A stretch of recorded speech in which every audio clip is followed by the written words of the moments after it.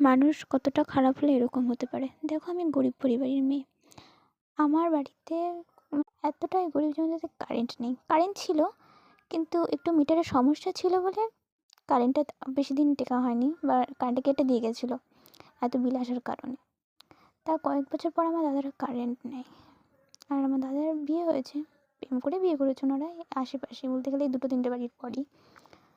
আমার বুদ্ধি এতটাই খারাপ যে আমাদেরকে কারেন্ট দেয় না। আমার বাবার অনেক শরীর খারাপ, হাঁপানি রোগের মতো টান আছে তার।